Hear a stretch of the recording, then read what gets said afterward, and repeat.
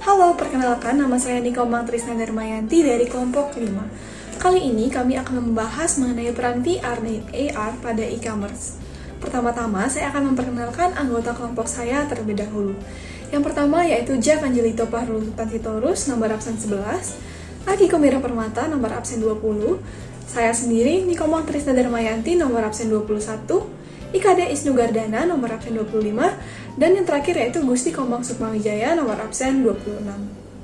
Sebelum memasuki pembahasan lebih jauh mengenai VR dan AR pada e-commerce, ada baiknya kita mengetahui terlebih dahulu, apa sih itu VR dan AR?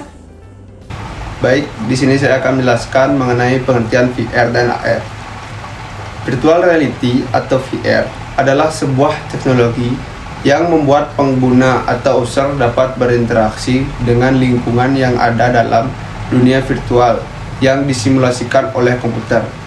Adapun perangkat-perangkat yang digunakan pada virtual reality, yaitu headset, memiliki fungsi untuk memonitor gerakan kepala. Kemudian ada glove, biasanya digunakan pada tangan dan memiliki fungsi untuk menangkap gerakan tangan. Dan yang terakhir adalah walker. Walk memiliki fungsi untuk memantau gerakan kaki. Sedangkan AR adalah teknologi yang menggabungkan unsur-unsur digital di dunia nyata. AR memproyeksikan benda-benda tersebut dalam waktu nyata. Adapun contoh dari AR yaitu Instagram filter, Snapchat, dan game Pokemon Go. Untuk materi selanjutnya akan dijelaskan oleh rekan saya. Perbedaan VR dan AR. AR dibangun di atas pengalaman visual normal konsentritas Anda dengan menambahkan lapisan pada apa yang Anda lihat di layar. VR membenamkan Anda dalam lingkungan visual buatan yang dilihat melalui headset. AR dibangun di atas dunia fisik dengan mengubah penampilannya dan menambahkan lapisan tambahan. VR menciptakan alternatif untuk dunia fisik yang mungkin merupakan simulasi dekat seperti dalam simulasi virtual toko atau penyimpangan yang signifikan darinya seperti dalam lingkungan permainan fantasi. AR dan VR membutuhkan peralatan yang berbeda. AR hanya membutuhkan smartphone, tablet, atau PC, sedangkan VR biasanya membutuhkan headset khusus. Karena AR hanya membutuhkan smartphone, sedangkan VR membutuhkan headset, AR lebih mudah diakses daripada VR. Dari penjelasan teman-teman saya sebelumnya, mungkin akan muncul pertanyaan, manakah perangkat VR, Head Mounted Display atau HMD, atau AR yang memunculkan respon konsumen lebih signifikan di toko virtual? Dari hasil analisa kami dan pencarian dari berbagai sumber, kami menemukan hasil yang memunculkan respon konsumen yang lebih signifikan, yaitu perangkat AR untuk e-commerce B2C khususnya.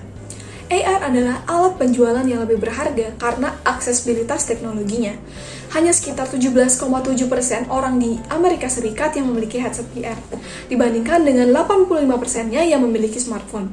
Sebagai konten yang didukung oleh media digital, AR memiliki keunggulan dari aspek media richness-nya, karena konten tersebut dapat memberikan informasi lebih lengkap dalam bentuk yang berbeda-beda.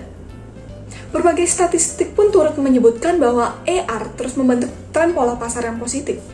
Pada tahun 2019, Shukla menyebutkan bahwa jumlah perusahaan yang bergerak di bidang AR secara global adalah 1.684.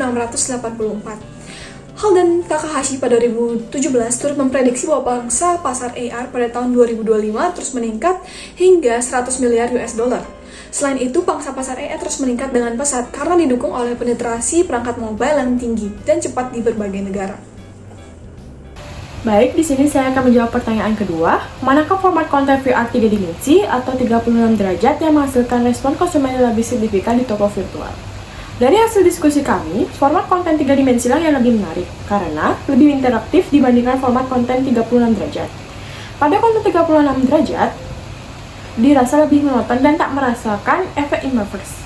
Creative Content Works melakukan sebuah polling pada laman LinkedIn-nya yang memberikan pertanyaan berupa Where do you think retail will invest in 2022?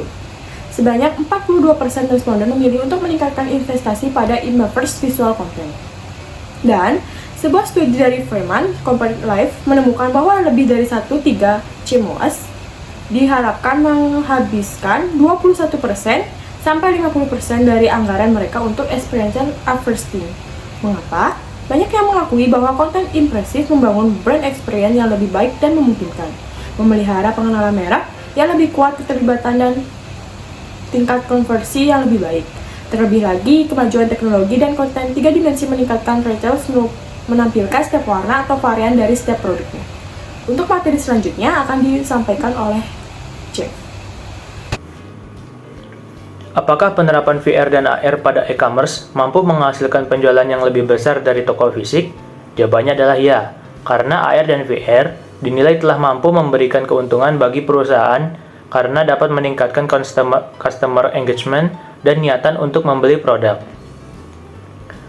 AR meningkatkan konversi dan penjualan.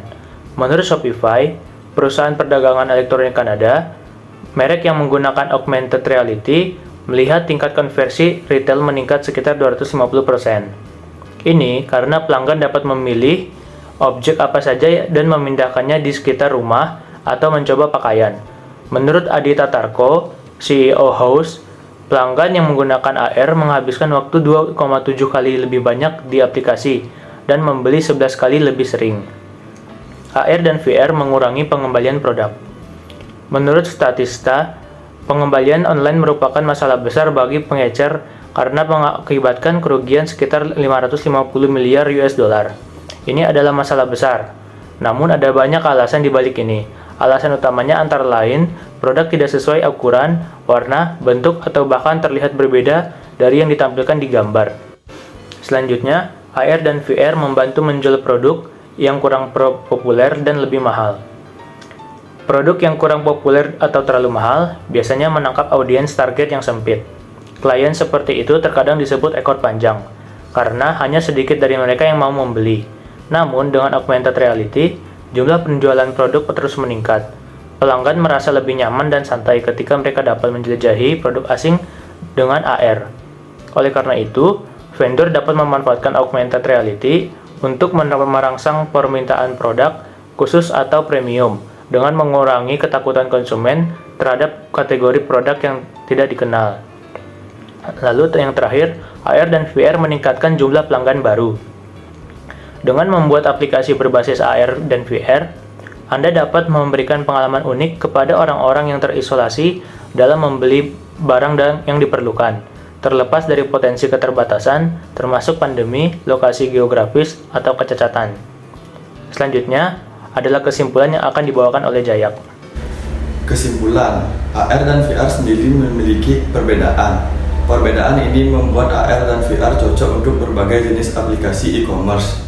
AR unggul dalam aplikasi yang memungkinkan pelanggan untuk berinteraksi dengan produk fisik dengan melihatnya langsung atau ditempatkan di ruang fisik mereka.